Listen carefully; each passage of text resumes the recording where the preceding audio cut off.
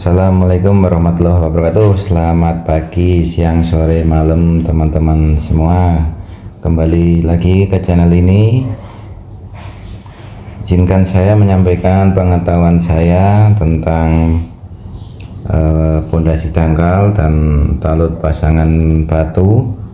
Semoga bisa menjadi referensi yang mudah dan mudah dipahami bagi kita semua. Pertama-tama, untuk definisi dan fungsi, pondasi dangkal adalah struktur bawah tanah bangunan yang menerus beban ke tanah di kedalaman relatif yang dekat dengan permukaan. Umumnya digunakan pada tanah keras yang dimana ditemui tanah keras di kedalaman kurang dari 2 meter.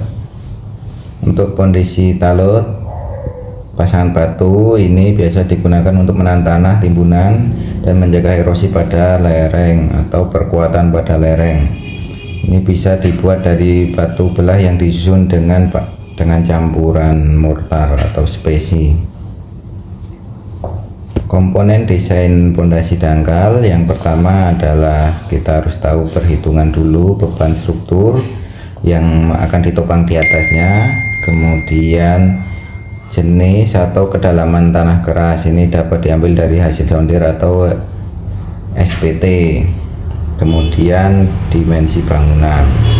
Secara ringkasnya mudahnya menghitung pondasi dangkal, yang pertama adalah hitung daya dukung tanah atau key allowable-nya, yaitu dari daya dukung key ultimate dibagi faktor keamanan. Untuk menentukan ukuran pondasi ini, luasan pondasinya diambil dari beban dibagi tadi daya dukung allowable-nya. Ini diketahui dimensi pondasi, kemudian diperiksa stabilitas terhadap geser dan gulingnya. Kemudian untuk contoh perhitungan pondasi dangkal, diketahui beban di atasnya yaitu 60 ton, terus daya dukung izinnya adalah 2,5 ton per meter persegi. Untuk perhitungan sederhananya yaitu luas pondasi yaitu 60, beban total dibagi 2,5 sama dengan 24 meter persegi. Jika pondasi berbentuk persegi maka di akar yaitu 24 akar 24 kurang lebih 4,9 meter. Kemudian berikut contoh perhitungan daya dukung tanah pondasi dangkal menggunakan metode Terzaghi. Ini untuk contoh saja langsung. Ini diketahui jenis pondasinya persegi, lebar pondasinya bawah itu 1,5 meter, kemudian kedalaman pondasi 1 meter. Kemudian diketahui berat isi tanah melalui pengujian laboratorium 1,18 kN per meter kubik. Kemudian kohesi tanahnya 25 kN per meter persegi, sudut geser dalamnya 20. Kemudian diambil faktor keamanannya 3. Yang pertama adalah menentukan faktor daya dukung atau bearing capacity. Ini dapat dilihat dari tabel empiris Terzaghi berdasarkan nilai sudut geser 20 derajat. Diketahui maka dari sudut geser 20 derajat C, NQ dan N gamanya itu sebagaimana berikut yang kita ambil dari tabel Terzaghi. Kemudian dimasukkan menggunakan rumus daya dukung ultimate Terzaghi seperti rumus di tabel kanan, sehingga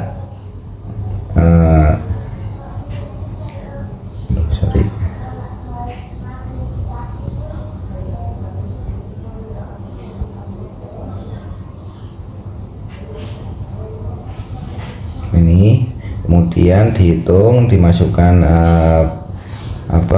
yang diketahui tadi dari nilai kohesi, kemudian faktor-faktor NC dan N gamma, dan diketahui untuk nilai daya dukung tanah pondasi ultimate-nya adalah sebesar 747 km per meter persegi. Kemudian dihitung daya dukung izinnya, kilo labelnya, yaitu daya dukung ultimate tadi ini dibagi faktor keamanan, didapatkan daya dukung izinnya yang diizinkan untuk menopang beban adalah 249 kN per meter persegi. Kemudian dari tadi kita dapat label 249 kN per meter persegi, artinya pondasi persegi selebar 1,5 meter dengan kedalaman 1 meter.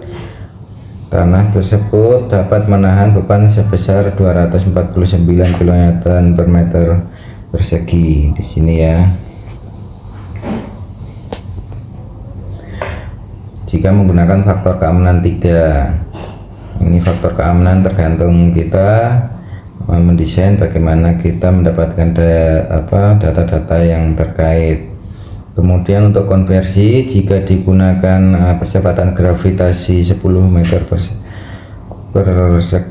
sekon kuadrat, maka didapatkan daya dukung tanahnya sebesar 24,9 ton per meter persegi. Kemudian berikut adalah contoh perhitungan desain talut pasangan batu atau retaining wall sederhana dari batu yang dibelah atau dipasang. Ketahui tinggi timbunan tanah awal yang ditahan ini hanya 2,5 meter, berarti isi tanah dalamnya di sini adalah 18 kN per meter kubik, sudut gesernya 30.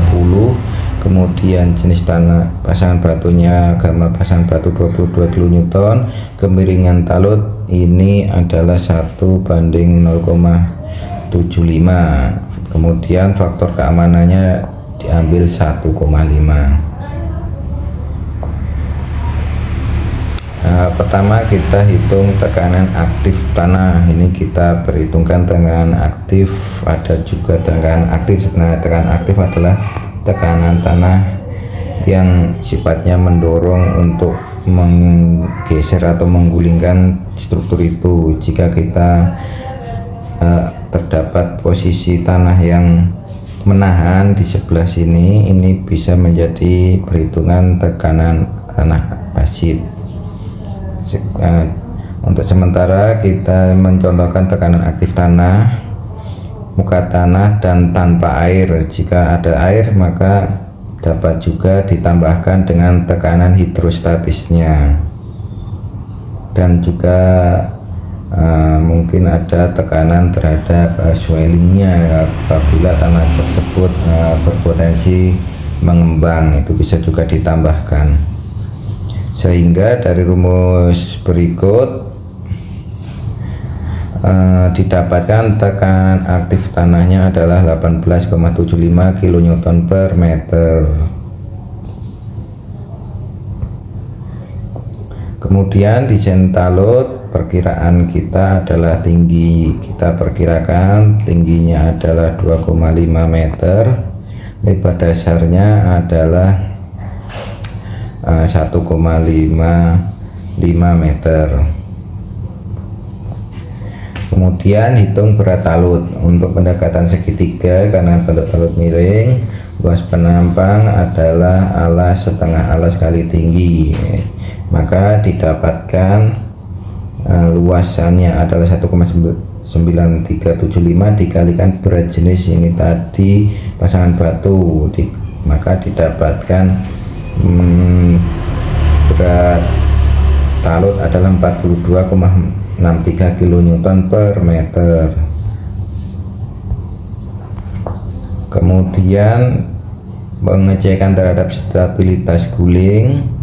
Guling itu ya kayak yang mendorong struktur sehingga dapat terjadi kegagalan. Ini adalah rumus dari berat tadi dikalikan tingginya.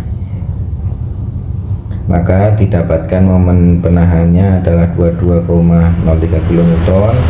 Kemudian momen penggulingnya oleh tekanan aktifnya tadi adalah sepertiga tinggi kali tekanan tanah aktif. Didapatkan momen gulingnya adalah 15,625 kN. Maka dihitung faktor keamanan gulingnya, yaitu momen penahan dibagi momen pengguling, didapatkan nilai faktor keamanan 1,41. dikarenakan tadi faktor keamanan kita diambil 1,5, maka ini belum dianggap belum aman karena kurang dari 1,5. Ini solusinya bisa ditambah lebar atau perbesar kemiringan talut sehingga nanti nilai ini beratnya lebih berat, sehingga akan menaikkan nilai faktor keamanan ketika dibagi oleh momen penggulingnya. Kemudian stabilitas terhadap geser ini dihitung menggunakan rumus kohesi kali luas kali berat tangan sudut geser. Maka didapatkan kayak jika mengabaikan kohesi dan menggunakan gaya geser sudut gesernya yang ini dianggap tidak ada kohesi, maka tadi beratnya dikali sudut geser sehingga didapatkan gaya gesernya adalah 24,61 kN. Kemudian dibandingkan dengan tekanan aktifnya 18,75 ini, kemudian dibagi lagi gaya penggeser penahan dibagi gaya penggeser sehingga didapatkan 1,31. Ini juga kurang dari 1,5 yang tadi, sehingga menurut perhitungan ini masih kurang dan harus diperlebar atau diberi sisi penggeser di alas. Kesimpulan dari desain kita tadi, yang pertama yaitu talut dengan ketinggian 2,5 meter dengan lebar dasar 1,5 belum cukup aman.